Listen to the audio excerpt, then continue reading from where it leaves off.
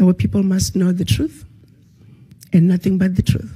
France remains as a member of the UN Security Council, and yet France today remains one of the biggest perpetrators of human rights violations in Africa. And everybody is giving it, the world is giving it a blind eye. United Nations. It is a body that's supposed to be the watchdog for human rights violations. France remains the biggest risk to peace and security in Africa today, and nobody is talking about it. France did something absolutely deplorable. Made the former colonies, because they still are colonized, sign a document which they called the Pact for the Continuation of Colonization. Dig this. On one hand, we're giving you your independence, but on the other hand, sign this document that you are agreeing to continue to be colonized. So two countries said, no way, Jose, we aren't doing this, Guinea and Mali.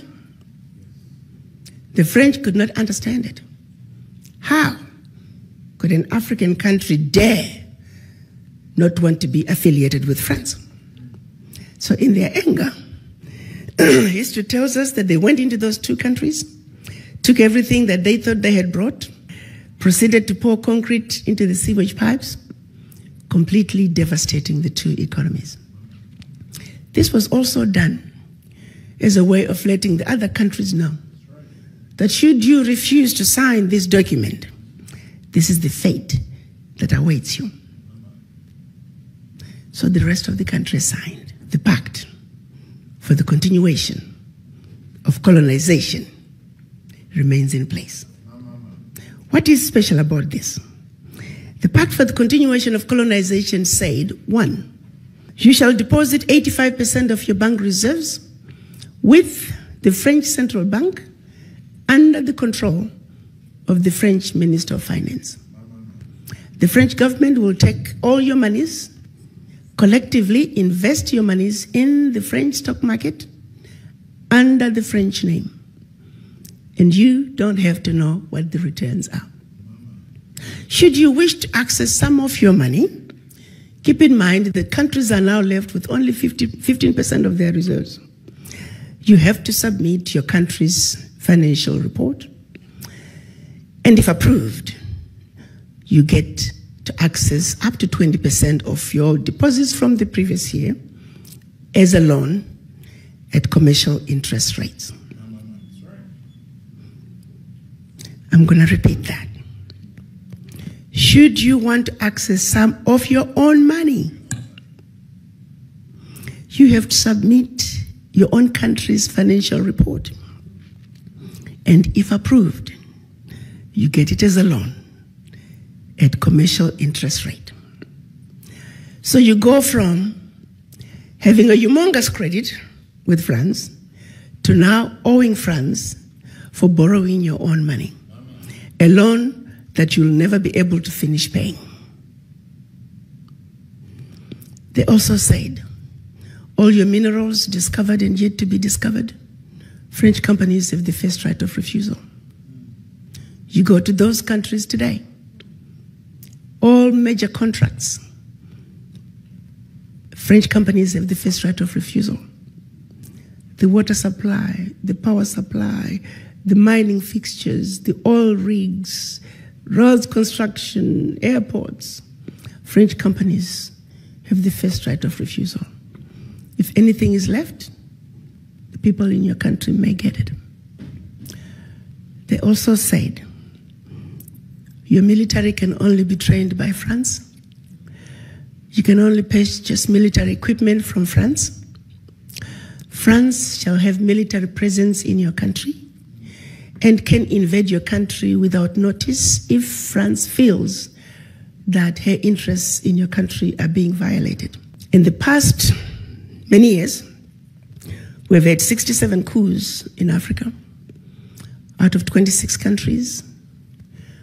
Of the 26 countries, the coups, 16 coups, were 16 countries were former French colonies. To date, 22 African leaders were assassinated during a coup, documented all of them. France was behind it, simply because France felt they were quote-unquote threatening French interests. Countries are still depositing their funds to France. Do's and don'ts as stipulated by the Pact for the Continuation of Colonization. You have given up your financial resources. You have given up control of your natural resources. You have given up your military. What power do you have? Today, because of the Pact for the Continuation of Colonization, France alone, that little bitty country, is taking out of Africa over $500 billion. Over $500 billion. And by the time they finish investing that money into the French stock market, they are realizing trillions of dollars in any given year. Park that. The watchdogs for corruption are saying out of Africa, 50 billion gets out of the continent from corruption. The question I have is, why has it been so difficult for us as Africans to say enough is enough? How long are we going to keep watching this carnage go on and we say nothing? It goes back to the mind. It goes back to that fear. It goes back to that sense of inferiority. And I go back to the diagnosis I made when I went to Washington. That until we black people understand that we are suffering from the legacy of colonization, that we are suffering from the legacy of slavery, that while we may have lost the shackles of in our legs and our hands, the shackles of the mind continue. Until we realize that we are a wounded people and we need healing, nothing about our circumstances is going to change. We are sick people. But to be sick, first you must realize and accept that you're sick. How do you go to the doctor if you don't think you're sick? We are not only in the doctor's waiting room on an outpatient basis. We are not even in the hospital in a general ward. As black people, we are in the intensive care. And we need to realize that. The baby is now born. And her name is the African Continental Free Trade Area.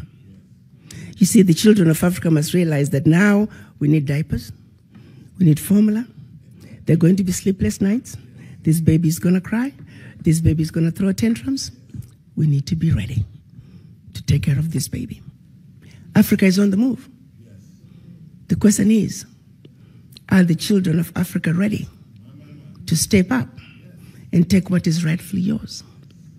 You got to understand, around the globe, as black people, the reason we are so disrespected is because we are poor. Most of us don't own anything. Singularly, while we were given our independence, the one thing that was denied from us is economic liberation. The African heads of states are saying African wealth belongs to the African children. The African Union defines African diaspora as all people of African descent living outside Africa. The colonizers have been building the Africa that they want. The game is up. You see, you don't go to China and find black people driving the Chinese development agenda. You don't go to Europe. You don't go to Mexico, India, and find black people driving those regions' development agenda. The reality is, you must not, cannot, should not, and golly, will not go to Africa and find non-Africans driving the African continental development agenda. Unless, of course, you the children of Africa, the inheritors of Africa's wealth, choose to vacate that place that has your name, the choice is yours. The environment is ready. And so, I'm on a mission to see to it that we, people of African descent, truly understand our Africa, truly realize that we have been lied to, but that we're smart enough to know better, that we have been sleeping, that it's time to wake up. You see, a united African diaspora is a sleeping giant. It is the sleeping giant that is needed to bring the sustainable change that Africa desires. Bigger corruption in Africa is coming from outside. Try flying low over the DRC. You're going to see tarmacs in the middle of the jungle. You're going to see 747s flying into the DRC, picking up minerals and flying right outside the country. Do you think those multinationals are going to want to see peace in the DRC? Do you think they're going to want to see peace in South Sudan? No. A stable Africa is an Africa that cannot be exploited. So they will see to it that there will never be peace in Africa by any means necessary, unless you come to the table and do something about it. For a continent that doesn't have a single gun manufacturing company, we simply have endless supply of guns. How? How is this okay that Africa continues to be exploited? How is it okay that the world has watched as France is taking cold, hard cash out of Africa? How is this okay? I want to know. United Nations, answer that. Secretary General Guterres, answer that. When you all meet every year in New York, what are you talking about? That is our reality. No more shall we continue to be ignorant. Our eyes are open. We know our Africa. We are going to reconnect with our roots. African Americans, you must understand there is a void that is deep in each and everyone's subconscious. It is a void that affects everything you do. First, you must understand you have that void.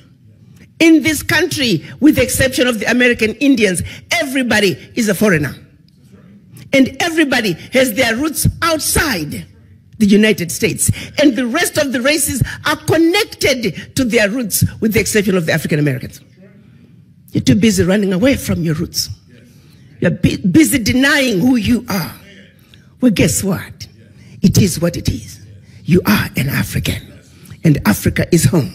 And the sooner you wake up and realize and accept that Africa is home, the sooner you're going to fill that void. For as long as that voice is in you, you're always going to be like a ship without an anchor. The wind blows this way, here you go. The wind blows the other way, here we go. Find your base. Go home. Africa is where you belong. And Africa is where your roots are. Thank you. We stand alongside you and we support your mission and your fight. Please accept this as a small token of our appreciation. Thank you. But as I began to make a diagnosis, I analyzed the situation, and my final assessment was that the ignorance that the world has about Africa is the disease that I must fight. So I set out to have a plan, and I began implementation. Because it is only when that disease is treated, it is only then and only then can we embark on a true healing path for Africa and her children. The African Continental Free Trade Area is creating an economy that's $3 trillion with a workforce intra-Africa of 1.27 billion. An environment that you can spread and grow your business like wildfire from one country to the other. The borders that have kept us from trading with each other as African countries are in the process of being melted as we speak.